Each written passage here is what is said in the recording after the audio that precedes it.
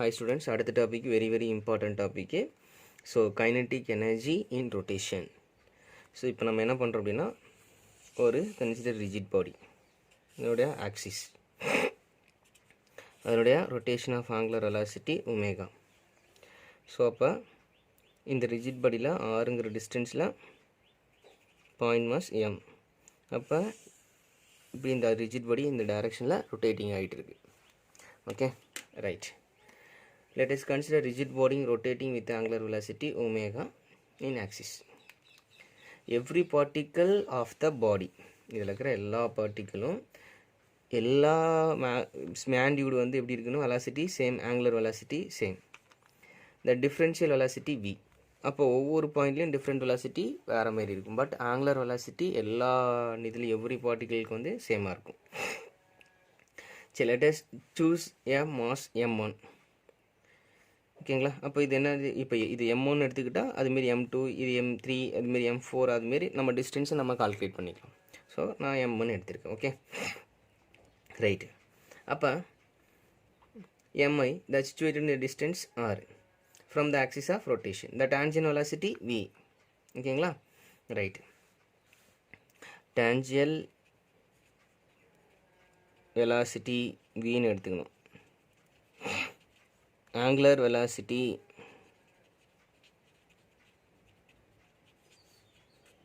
v, இது omega. ஓகேங்களா? Mass m, distance r. The relation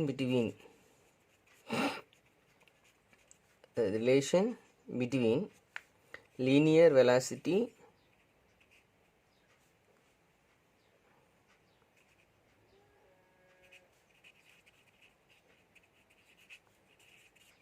and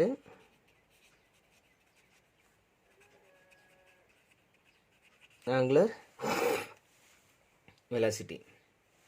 அப்போ v equal to r omega அப்படிங்கிறது ஒரு ஃபார்முலா படிச்சிருப்போம் நம்ம முன்னாடி 11th செகண்ட் சாப்டரில் v equal to r ஒமேகான்னு படிச்சிருப்போம். அப்போ இந்த kinetic energy of the particle. ஓகேங்களா?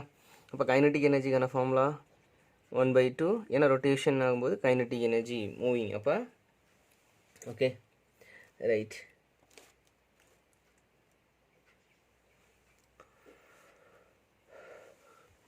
One by two M. இப்போ வந்து இனிஷியலாக எடுத்துக்கிட்டோம் அப்படின்னா விஐ ஆர்ஐ ஒமேகை. அப்போ KI equal to MI VI. ஓகேங்களா? அப்போ இந்த ஆங்குலர் வெலாசிட்டி நம்ம சப்ஸ்டிட் பண்ணோம் அப்படின்னா கேஇஐ ஈக்குவல் டு 1/2 எம்ஐ. இஐயோட வேல்யூ என்னது, ஆர்ஐ ஒமேகா ஐன்னு இருக்குமா, ஹோல் ஸ்கொயர்டு இருக்குமா கண்ணே? ரைட். அப்போ இந்த இடத்துல ஒமேகா ஐ வராது. ஏன் ஒமேகா ஐ போடல அப்படின்னா நமக்கு வந்து இந்த என்டையர் எவ்ரி பார்ட்டிகல் ரிஜிட் அதில் இருக்கிற பார்ட்டிகளோட ஒமேகா வெலாசிட்டி, ஓகேங்களா, angular velocity omega. Okay right. சொன்னது புரிஞ்சுங்களா? அப்போ kinetic energy equal to right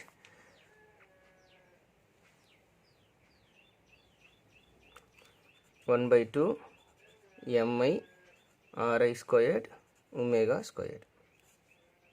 okay right. அப்போ the kinetic energy of whole body. இப்போ வந்து இதில் மட்டும் இருந்துட்டேன், அதுமாரி n number of kinetic energy இருக்குமா? ஓகே, இது KE1 KE2 அதுமாரி நம்ம போயிட்டே இருக்கலாம். இப்போ ஃபார் எக்ஸாம்பிள் இது KE1 எடுத்துக்கலாம். அடுத்தது ஓகேங்களா?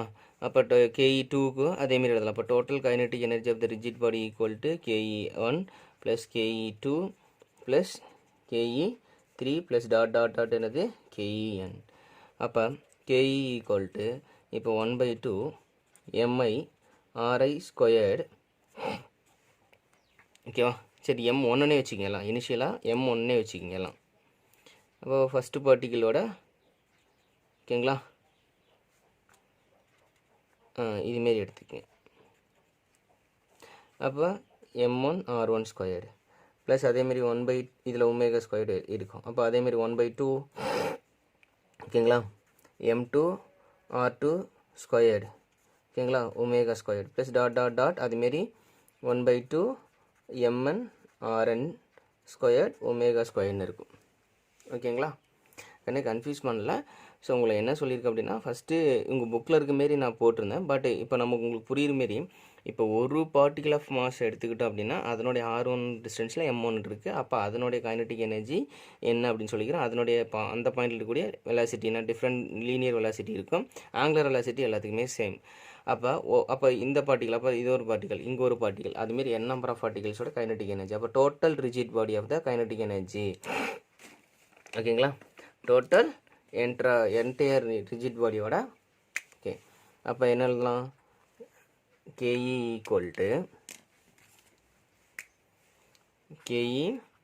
ஈக்குவல் டு 1/2 இது எல்லாமே சமேஷன் எழுதலாமா, சமேஷன். ஓகேங்களா, I equal to 1 n mi ஓகேங்களா RI squared okay into omega squared. இதுதான் உங்கள் புக்கில் கொடுத்துருக்காங்க. அதனால தான் இங்கே முன்னாடியே ஐன்னு போட்டு வந்துட்டாங்க. அதனால் உங்களுக்கு எப்படி புரிய வைக்கணுமோ அப்படி நான் புரிய வச்சுருக்கேன். Okay right. அடுத்தது இப்போ வேறு என் அப்படி இதில் வந்து பார்த்திங்கன்னா summation I equal to 1 n mi RI அப்படிங்கிறது டோட்டல் மூமெண்ட் ஆஃப் இனர்ஷியா. ஓகேங்களா, அப்போ I ஈக்குவல் டு நமக்கு தெரியும், summation I equal to 1 n mi RI square for the entire rigid body of the moment of inertia. அப்போ இந்த ஃபார்முலாவில் கொண்டு போய் we can apply it. Okay, அப்போ KE equal to 1/2 I omega squared. ஓகேங்களா, புரிஞ்சிடுச்சா, right. அப்போ இது வந்து ஒன்லி எதுக்கு அப்படின்னா ரொட்டேஷ்னல் மோஷன். இது வந்து எதுக்கு, ரொட்டேஷ்னல் மோஷன். லீனியர் மோஷனுக்கு வந்து பார்த்திங்கன்னா ட்ரான்ஸ்லேஷன் மோஷனுக்கு KE equal to 1/2 ME squared. இது வந்து ட்ரான்ஸ்லேஷன் சொல்லலாம் ஆர் லீனியர்னு நம்ம சொல்லலாம். ஓகேங்களா, ரைட். அதுக்கப்புறம் வந்து பார்த்திங்க அப்படின்னா ஸோ ஒரு இம்பார்ட்டண்ட்டான ஒரு பாயிண்ட்டு, என்ன பாயிண்ட் அப்படின்னா relation between rotational kinetic energy. ஓகேங்களா, relation between rotational kinetic energy and angular momentum.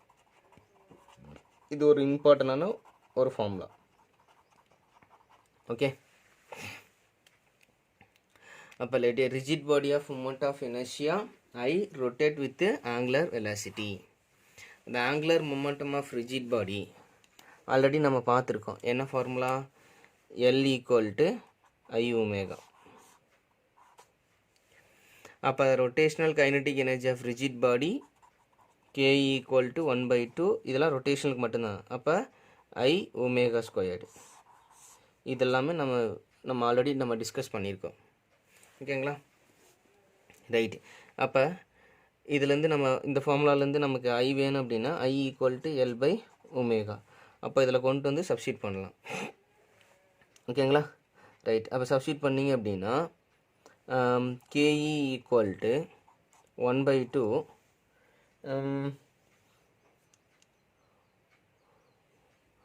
சரி ஓகே I ஈக்குவல் டு L/ஒமேகானா இதுலேருந்து ஒமேகா எடுத்துக்கிட்டோம் அப்படின்னா L/I.